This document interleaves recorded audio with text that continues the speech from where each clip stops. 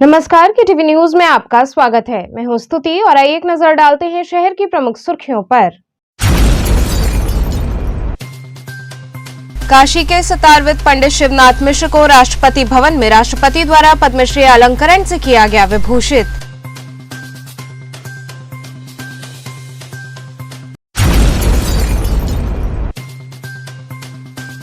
LIC के मंडल कार्यालय पर कर्मियों ने दूसरे दिन भी कार्य बहिष्कार करते हुए राष्ट्रव्यापी हड़ताल को बनाया सफल।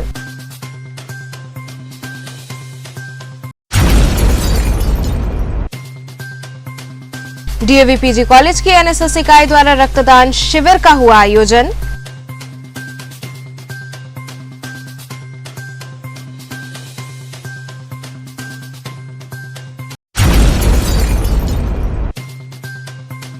और पूर्वांचल विद्युत वितरण निगम के कार्यालय पर विद्युत कर्मियों ने अपनी मांगों के समर्थन में किया धरना प्रदर्शन।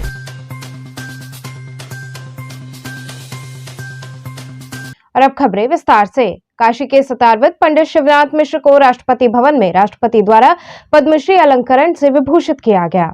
काशी के विख्यात सतारविद पंडित शिवनाथ मिश्र को सोमवार को राष्ट्रपति भवन में आयोजित भव्य कार्यक्रम में राष्ट्रपति रामनाथ कोविंद ने पद्मश्री अलंकरण से विभूषित किया। उन्हें यह अलंकरण कला के क्षेत्र में अविस्मरणीय योगदान के लिए प्रदान किया गया। पद्मश्री के लिए उनका नामांकन बनारस घराने के सितार वादक को अंतर्राष्ट्रीय स्तर पर पहचान दिलाने के लिए किया गया। पद्मश्री से अलंकृत होने के उपरांत राष्ट्रपति रामनाथ कोविंद ने उन्हें बधाई दी एवं शास्त्रीय संगीत को विश्व भर में प्रचारित करने के लिए शुभकामनाएं भी प्रदान की। पीएम नरेंद्र मोदी के संसदीय क्षेत्र वाराणसी के निवासी होने के कारण शिवनाथ मिश्र से पीएम ने व्यक्तिगत मुलाकात की और उन्हें पद्म अलंकरण के लिए बधाई दी। उनका हालचाल पूछते हुए पीएम ने कहा कि आपने काशी का मान बढ़ाया है। इसके बाद उन्होंने काशी का भी हाल उनसे लिया। पीएम ने ये भी कहा कि जल्द ही काशी में भी भेंट होगी। पद्म अलंकरण से सम्मानित होने के बाद पंडित शिवनाथ मिश्र ने कहा कि ये सम्मान काशी की समृद्ध संगीत परंपरा का सम्मान है, जिसे मैं बाबा विश्वनाथ एवं संपूर्ण काशी वासियों को समर्पित करता हूँ। भारत सरकार के हम आभारी हैं जिन्होंने हमें इस योग्य समझा। पंडित शिवनाथ मिश्र कला संगीत।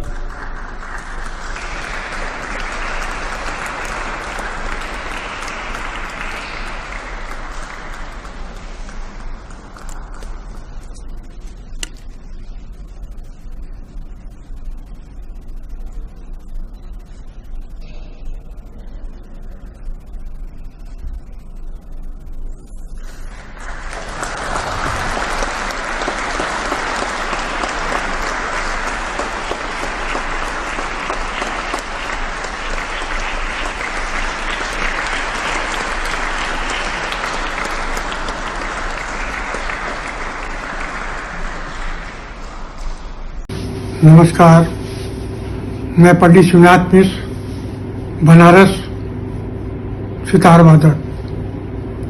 मुझे पद्मश्री सम्मान मिला है। यह काशी वासियों और संगीत के कलाकारों का सम्मान मिला है इस समय, और यह भारत सरकार ने हमको जो सम्मान दिया, मैं भारत सरकार को धन्यवाद देता हूँ। एलआईसी के मंडल कार्यालय पर कर्मियों ने कार्य बहिष्कार करते हुए 2 दिवसीय राष्ट्रव्यापी हड़ताल को सफल बनाया। केंद्रीय श्रम संगठनों के आह्वान पर केंद्र सरकार की श्रम विरोधी नीतियों के विरोध में अखिल भारतीय स्तर पर 2 दिवसीय हड़ताल चल रही है। यह हड़ताल केंद्र सरकार की किसान विरोधी, जन विरोधी, मजदूर विरोधी और राष्ट्र विरोधी नीतियों के विरोध में की गई है, जिसमें एलआईसी, जीआईसी, बीमा कर्मी, बैंक, वित्तीय क्षेत्र के कर्मचारी, डाक, दूरसंचार, रेलवे, आयकर, तेल, इस्पात, कोयला के साथ साथ असंगठित क्षेत्र के कुल लगभग 20 करोड़ कर्मी हड़ताल पर हैं। इस 2 दिवसीय हड़ताल में सभी संस्थाओं के कर्मचारियों ने अपने अपने संस्था के मुद्दे के साथ साथ कॉमन समस्याओं को लेकर इस अखिल भारतीय स्तर के हड़ताल में सम्मिलित हुए हैं। इसी निर्णय में अपनी सहभागिता सुनिश्चित करते हुए सार्वजनिक क्षेत्र की बीमा कंपनियों के सबसे बड़े संगठन all India insurance employees association ने एलआईसी और जीआईसी में दूसरे दिन भी हड़ताल जारी रखी। सभी कर्मचारी कार्य का बहिष्कार करते हुए मांगों के समर्थन में हड़ताल में शामिल हुए। आप लोग हड़ताल पर बैठे हैं, क्या हड़ताल का उद्देश्य है? हड़ताल का दूसरा दिन है, काफ़ी सफल जा रहा है और जगह जगह 70% से लेके 100%, बनारस मंडल में 90% लोग हड़ताल किए हैं। और हमारी मांग यथावत है, जो हमने कल भी कहा था, IPO का विरोध, निजीकरण का विरोध, FDI का विरोध, नई भर्ती, पेंशन में सुधार, न्यूनतम मजदूरी और श्रम कानून में ज़बरदस्ती बदलाव न हो। ये आंदोलन अभी और आगे बढ़ेगा। आज के बाद हम लोग सेंट्रल ट्रेड यूनियन संपर्क करेंगे, ज़रूरत पड़ा तो अनिश्चितकालीन हड़ताल करेंगे और सड़क पर भी हम लोग जा सकते हैं अपनी मांगों को लेकर। लेकिन जो भी काम करेंगे वो लीगली करेंगे, इनलीगल काम कोई नहीं करेंगे। ये आज अखिल भारतीय श्रम संगठनों की हड़ताल आज आह्वान किया गया है। देश भर के 20 करोड़ श्रमिक संगठित असंगठित क्षेत्र के लोग आज हड़ताल पर दूसरे दिन लगातार हैं। 28 और 29 की 2 दिन की हड़ताल है। इसमें मुख्य रूप से जो श्रम सुधार कानून के आड़ में जो सरकार बदलाव कर रही है, जो निजीकरण का प्रयास कर रही है, जो पेंशन में बहाली नहीं कर रही है, पुरानी फैमिली पेंशन का सुधार नहीं कर रही है, पेंशन का अपडेशन नहीं कर रही है, LIC में और अन्य जगहों पर अलग अलग मुद्दे भी हैं। जो भी संगठन है, जो भी संस्थान है, उनके अपने मुद्दे हैं। इन्हीं बातों को लेकर हम लोग हड़ताल पर हैं। आज LIC में हम विशेष रूप से, मुख्य रूप से LIC IPO के विरोध में हैं और आउटसोर्सिंग के माध्यम से डेली वेजरों की न्यूनतम मजदूरी के लिए हम संघर्षरत हैं। पिछले, जैसा कि गवर्नमेंट के द्वारा सेबी में फाइल किया गया था, 11 मार्च को आने वाला था, लेकिन हमारे लगातार वर्षों के संघर्ष के उपरांत इसे गवर्नमेंट को टालने पर बाध्य होना पड़ा। 11 मार्च को यदि यह IPO आता तो आज हम प्राइवेट के रूप में, प्राइवेट संस्थान के रूप में डिसइन्वेस्टमेंट हो चुका होता, LIC की लिस्टिंग शेयर मार्केट में हो चुकी होती, लेकिन हमारे संघर्ष की बदौलत आज तक ये रुका हुआ है। इसी प्रकार आउटसोर्सिंग के माध्यम से हमारे यहाँ सब स्टाफ साथी और अन्य साथी रखे जा रहे हैं, लेकिन खाली पड़े भर्ती नहीं की जा रही है। बहुत ही प्रयास के बाद कुछ मामूली भर्ती पिछले वर्ष 2020 में हुई, लेकिन यह अपर्याप्त है। LIC के बिजनेस और विस्तार को देखते हुए अभी बहुत ही भर्तियों की आवश्यकता है। सरकार से हम डिमांड करते हैं कि इसे पूरा किया जाए, पुरानी पेंशन स्कीम को लागू रखा जाए और फैमिली पेंशन में सुधार किया जाए। ये हमारी मुख्य मांग है। DAV PG कॉलेज के NSS इकाई द्वारा रक्तदान शिविर लगाया गया। DAV PG कॉलेज के राष्ट्रीय सेवा योजना की 8 इकाइयों द्वारा स्वर्गीय PN सिंह स्मृति सभागार में बृहद रक्तदान शिविर का आयोजन किया गया। सप्ताहव्यापी शिविर के 6वें दिन स्वयंसेवकों ने बढ़ चढ़कर रक्तदान शिविर में भाग लिया एवं रक्तदान किया। सर सुंदरलाल चिकित्सालय के ब्लड बैंक द्वारा लगाए गए इस शिविर में 170 ने रक्त की जाँच कराई, जिसमें से 97 स्वयंसेवकों, कर्मचारियों एवं कार्यक्रम अधिकारियों द्वारा रक्तदान किया गया। इस अवसर पर ब्लड बैंक प्रभारी डॉक्टर SK सिंह ने कहा कि रक्तदान को लेकर समाज में विभिन्न प्रकार की भ्रांतियां मौजूद हैं, जिस वजह से रक्तदान के प्रति लोगों में उदासीनता रहती है, जबकि वास्तविकता ये है कि एक 18 से 60 वर्ष के बीच का स्वस्थ व्यक्ति रक्तदान कर सकता है। शिविर में मुख्य रूप से रक्तदान करने वालों में अदिति कुमारी, तनु, अनन्या, संतोष आदि स्वयंसेवक शामिल रहे। आज क्या कर रही हैं आप लोग? आज हम लोग के कॉलेज में रक्तदान शिविर का आयोजन किया गया है, जिसमें हम सभी बच्चे उत्सुकता से भाग ले रहे हैं। हम सब रक्तदान कर रहे हैं कि जिसको इसकी ज़रूरत हो उसको ये रक्त मिल सके। क्या संदेश देंगे और छात्र छात्राओं को? मुझे लगता है कि अगर आप फिट हो तो आपको ज़रूर रक्तदान शिविर में भाग लेना चाहिए, क्योंकि जिस व्यक्ति को इस रक्त की ज़रूरत होगी उस व्यक्ति तक इसका पहुंचना ज़रूरी है और ये करने के बाद आपको काफ़ी अच्छा भी लगेगा। आज जो हमारे यहाँ NSS का 7 डेज़ का कैंप चल रहा है, आज उसका 6वां दिन है और हम लोगों ने जो प्रोग्राम ऑर्गेनाइज किया है वो वॉलेंट्री ब्लड डोनेशन कैंप है और लगभग 100 बच्चे अब तक अपना ब्लड दे चुके हैं। बच्चों के अंदर एक बहुत ही जो कहा जा सके एंथुजियाज्म था, देश की सेवा, लोगों की सेवा की जो भावना थी, उसी भावना को आगे रख के उन्होंने अपना ब्लड दिया और सच में सबके मन में ये बात है कि कहीं ना कहीं सबके परिजन अभी तो कोविड के समय काफ़ी ऐसी समय आया था जब ब्लड की बहुत ज़्यादा ज़रूरत पड़ी थी और नहीं मिल पा रहा था, तो उनको ये एहसास है सबको कि ब्लड की बहुत ही ज़रूरत है। और ये जो दान दे रहे हैं वो दान सबसे बड़ा दान है, ये किसी के जीवन को बचा सकता है। और जीवन को बचाने के लिए जीवन से बड़ी कोई अमूल्य निधि नहीं है।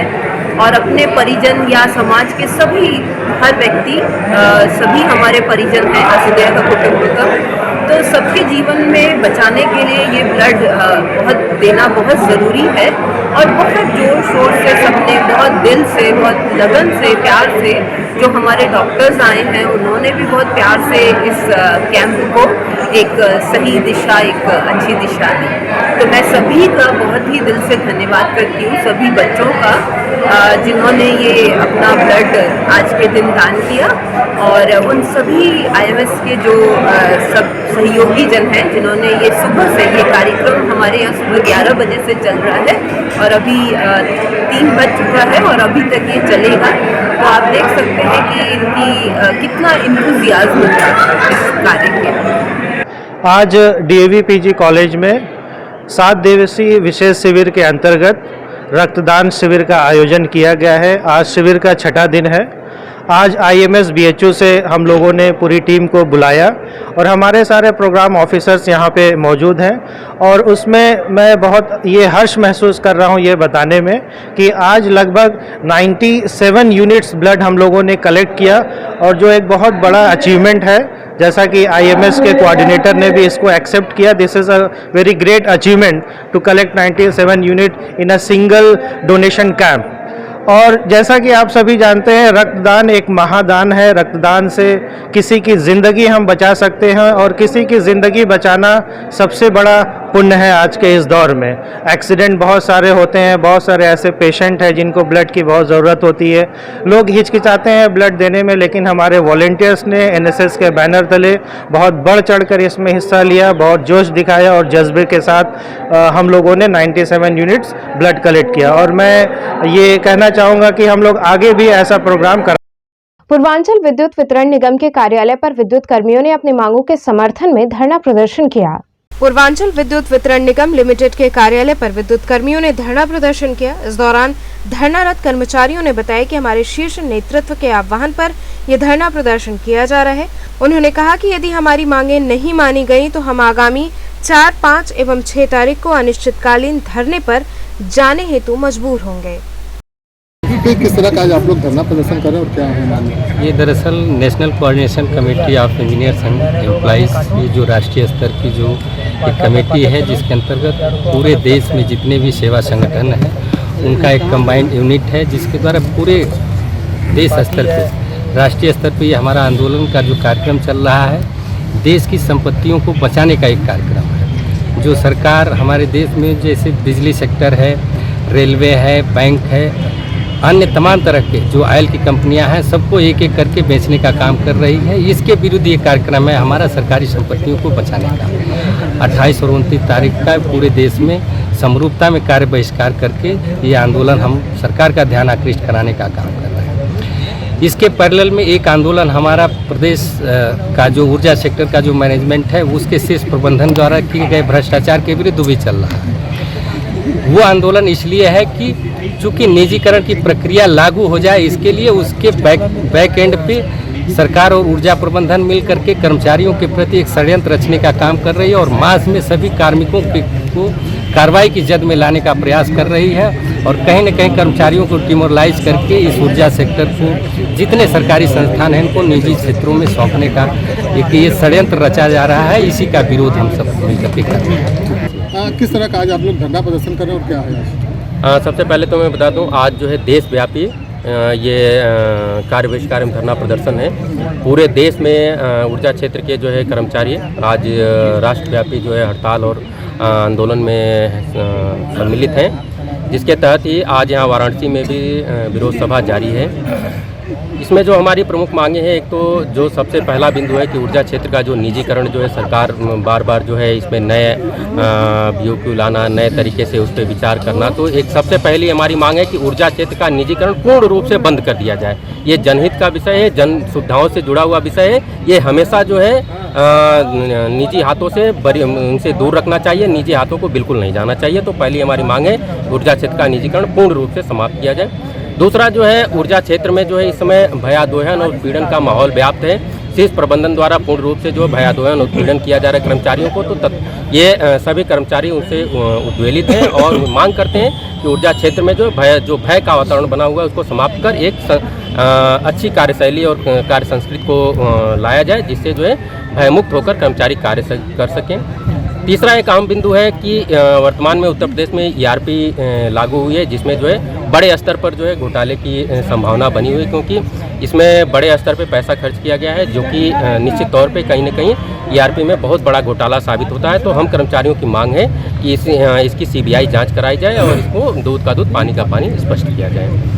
और सबसे अंत में जो हमारी मांग है कि ऊर्जा क्षेत्र में ये आवश्यक है कि मैन मनी मटेरियल उपलब्ध कराया जाए, क्योंकि हमें जनता को 24 घंटे बिजली देनी है और ये सुनिश्चित करना है कि 24 घंटे बिजली से कहीं से भी कोई हमारा क्षेत्र, कोई भी उपभोक्ता उसे वंचित ना रहे। उसके लिए हम कर्मचारी पूर्ण रूप से हमेशा तत्पर हैं और इसके लिए हमेशा सजग हैं। पूरी सुविधा, पूरी विद्युत आपूर्ति सुनिश्चित करने के लिए तत्पर हैं। बहरहाल प्रबंधन द्वारा हमें वो सारी सुविधाएँ मुहैया कराई जाए, जिसे बोलते हैं मैन मनी मटेरियल।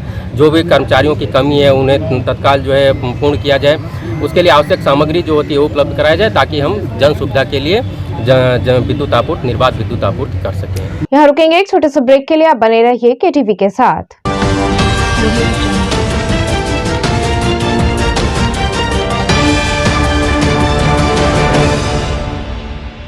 खबरों से जुड़े रहने के लिए हमारे चैनल KTV वाराणसी को सब्सक्राइब करें और लेटेस्ट अपडेट्स के लिए बेल आइकन को प्रेस करें।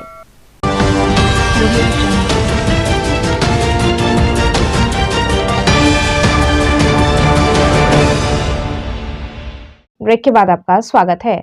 रामनगर थाने का DCP काशी जोन द्वारा औचक निरीक्षण किया गया। DCP Kashi zone RS Gautam ने रामनगर थाने पहुंचकर थाने के बैरक उपस्थिति रजिस्टर, थाने के असलहे एवं थाना परिसर में बन रहे नवनिर्मित भवन का निरीक्षण किया तथा पुलिस के जवानों को शहर में बढ़ रहे अपराधों तथा अपराध के बदलते तौर तरीकों के बारे में विस्तृत जानकारी दी। इसके साथ ही DCP काशी जोन ने पुलिस जवानों को खान पान व उनके अच्छे स्वास्थ्य के बारे में भी समझाया। DCP की मीटिंग में मुख्य रूप से इंस्पेक्टर अश्विनी पांडे, कस्बा इंचार्ज दयाशंकर, सूजाबाद चौकी in charge Sandeep Tiwari, sub inspector Ravi Pandey, sub inspector Rakesh Kumar Singh के साथ समस्त पुलिस के जवान मौजूद रहे। सर बताएं, आज थाने का किस तरह का निरीक्षण किया गया? रामनगर पुलिस स्टेशन के जितने भी पुलिसकर्मी हैं, कांस्टेबल, हेड कांस्टेबल, सब इंस्पेक्टरगण, इंस्पेक्टर साहब की सभी के साथ पुष्टि की गई। आने वाले पर्वों को दृष्टिगत रखते हुए साथ ही साथ क्राइम कंट्रोल के लिए और कैसे कार्य योजना बना करके जिससे कि अपराध पर पूर्ण नियंत्रण पाया जा सके और आने वाले सभी पर्वों को सकुशल संपन्न कराया जा सके और अभिलेखों को अद्यतन कराया जा सके, जिससे कि अपराध नियंत्रण में अच्छे तरीके से सफलता प्राप्त हो सके। मऊ के पूर्व सदर विधायक मुख्तार अंसारी और उनके एम्बुलेंस मामले में पुलिस ने बीजेपी नेता डॉक्टर अलका राय और उनके भाई को गिरफ्तार कर लिया। मऊ जिले के पूर्व सदर विधायक मुख्तार अंसारी और उनके एम्बुलेंस मामले में पुलिस ने बीजेपी नेता डॉक्टर अलका राय और उनके भाई SN राय को गिरफ्तार कर लिया है। सोमवार की देर शाम को बाराबंकी पुलिस शेषनाथ राय और अलका राय को अपने साथ बाराबंकी ले गई। आपको बता दें कि पंजाब के रोपड़ जेल में बंद रहने के दौरान मुख्तार अंसारी को एम्बुलेंस सुविधा मुहैया कराने का पूरा मामला है। इस मामले में जांच के बाद पुलिस ने मुख्तार अंसारी समेत सभी 12 आरोपितों के खिलाफ गैंगस्टर के तहत कार्रवाई की है। बताते चले कि सदर विधानसभा के पूर्व विधायक मुख्तार अंसारी को एम्बुलेंस उपलब्ध कराने प्रकरण के मामले में ही बाराबंकी पुलिस डॉक्टर अलका राय और उनके भाई SN राय को गिरफ्तार कर बाराबंकी के लिए देर रात रवाना हो गई है। डॉक्टर अलका राय और उनके भाई पर मुख्तार अंसारी को एम्बुलेंस से सहायता मुहैया कराए जाने का आरोप लगाया गया था। इस मामले में डॉक्टर अलका राय करीब 8 महीनों से जेल में बंद थी और जेल से छूटने के बाद अब दोनों के खिलाफ गैंगस्टर एक्ट के तहत मुकदमा दर्ज किया गया है। अब दोनों को गिरफ्तार किया जा चुका है। किस मामले में? अभी तो कुछ बोला तो कुछ नहीं है जी। बस आप लोग आए हैं 4 बजे और मुझे कहे हैं तैयार होने के लिए। चलिए डिप्लोमा फार्मेसी यूनियन के नवनिर्वाचित अध्यक्ष डॉक्टर अनिल कुमार राय का स्वागत किया गया।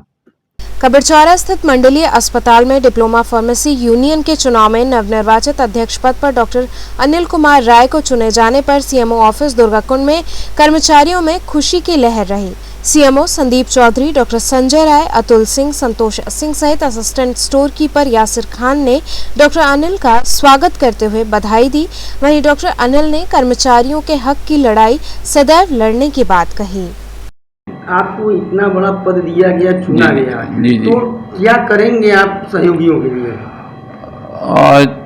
जब चुनाव लड़े तो उसका मकसद यही था कि हमारे जो साथी हैं उनको जो समस्याएं थी वो बहुत ज़्यादा परेशान थे सब, तो उन लोगों की इच्छा थी कि बॉस आप लड़िए और हमारी समस्याओं का आप निदान कर सकते हैं। तो उनके विश्वास को रखते हुए हमने चुनाव लड़ा और उनको समस्याओं को निदान करने का पूरा प्रयास करें। किस तरह की समस्याएं हैं? समस्या यही है कि पेरीफेरी में जैसे ग्रामीण क्षेत्रों में वो हैं, उनको आने जाने में, हेडक्वार्टर आने जाने में समस्या है, दवाई लाने ले जाने की समस्याएं हैं, उस समय से उनका क्लेम मिल जाए, इस तरह की समस्याएं हैं। छोटी छोटी समस्याओं के लिए उनको आना पड़ता है, तो मेरा प्रयास रहेगा कि उन लोगों को आना ना पड़े, मैं यहाँ रहते हुए उनकी समस्याओं का समाधान कर सकूँ। क्या संदेश देना चाहेंगे जिन लोगों ने आपको चुन करके? मैं सबको यही संदेश देना चाहता हूँ कि फार्मेसी संपर्क को बढ़ाने के लिए अपना समय से जनता की सेवा करें, समय से अस्पतालों पे आएं और अपने कार्यों का निर्धारण समय पूर्ण करें। मानवीय भारत पार्टी द्वारा पराड़कर स्मृति भवन में प्रेस वार्ता आयोजित की गई। मानवीय भारत पार्टी के राष्ट्रीय अध्यक्ष मुक्तेश्वर मिश्र ने एक प्रेस वार्ता को संबोधित किया, जिसमें उन्होंने वर्तमान राजनीतिक परिदृश्य एवं जन आकांक्षाओं के अनुरूप विकल्प के संदर्भ में अपने विचार रखे। उन्होंने कहा कि भारत जैसे गरीब देश में शिक्षा और स्वास्थ्य का व्यवसायीकरण दुर्भाग्यपूर्ण है। ऐसा प्रतीत होता है कि हमारे राजनेता देश की आधे से अधिक आबादी के प्रति संवेदनहीन हो गए हैं। आज क्या कार्यक्रम रखे हैं? आज का हमारा कार्यक्रम था, हमारी जो पूर्वी उत्तर प्रदेश की यूनिट के संयोजक हैं संजय जी, उन्होंने एक संगोष्ठी रखी थी। संगोष्ठी का विषय रहा नई राजनीतिक व्यवस्था की तलाश, उसके बाद प्रेस कॉन्फ्रेंस और उसके बाद हमारा वर्कशॉप होगा पार्टी के वर्कर से। तो क्या कॉन्फ्रेंस में क्या कहना चाहते हैं? कॉन्फ्रेंस में हम यही कहना चाहते हैं कि जो वर्तमान राजनीतिक व्यवस्था है, अगर यही राजनीतिक व्यवस्था रहेगी तो हम हो या कोई पार्टी हो सुधार नहीं कर पाएगी। राजनीतिक व्यवस्था में आमूलचूल परिवर्तन की जरूरत है, खास करके राजनीतिज्ञों के लिए, जनप्रतिनिधियों के लिए कोड ऑफ कंडक्ट होना चाहिए और चुनाव सुधार होना चाहिए। तो क्या चाहते हैं आप? हम यही चाहते हैं कि हमारी पार्टी इस दिशा में आगे बढ़ रही है। हम 2 सितंबर से ही राजनीतिक सुधार यात्रा पर हैं और पूरे देश का हम भ्रमण कर रहे हैं, जनता से सीधा संवाद कर रहे हैं और जनता से संवाद करके एक नई राजनीतिक चेतना और व्यवस्था लाना चाहते हैं। क्या नई राजनीति होगी आपकी? हमारी नई राजनीति का पहला मुद्दा तो यही है, हम सार्वजनिक जीवन में आए हैं तो हम जवाबदेह हैं, हम जनता के प्रति जवाबदेह हैं। आज प्रधानमंत्री भी जवाबदेह नहीं है, हम जनता के प्रति जवाबदेह मानते हैं, सबको जवाबदेह होना पड़ेगा। पहली तो यही है। दूसरी बात यह है कि आय और संपत्ति की असमानता समाप्त हो। तीसरी बात है कि शिक्षा व्यवस्था में आमूलचूल परिवर्तन हो, नैतिक मूल्य स्थापित किए जाएं और इन सबसे बढ़कर यह है कि जनता के आत्मसम्मान की रक्षा किया जाए। जनता के आत्मसम्मान को ऐसा वातावरण बनाया गया है कि उसका आत्मसम्मान खिलौने की तरह, ढेले की तरह इधर से उधर देखा जा रहा है। तो चलते चलते पुनः एक नजर डालते हैं शहर की प्रमुख सुर्खियों पर। काशी के सतारविद पंडित शिवनाथ मिश्र को राष्ट्रपति भवन में राष्ट्रपति द्वारा पद्मश्री अलंकरण से किया गया विभूषित।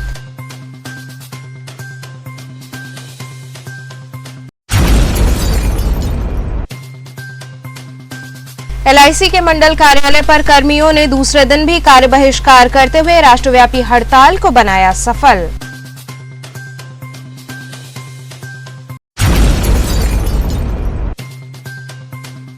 डीएवी पीजी कॉलेज की एनएसएस इकाई द्वारा रक्तदान शिविर का हुआ आयोजन।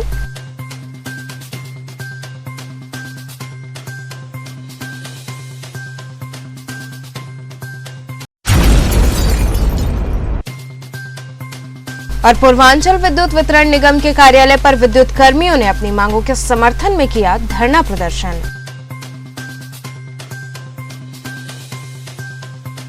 तो ये थे आज के समाचार। कल फिर होगी मुलाकात, तब तक के लिए नमस्कार।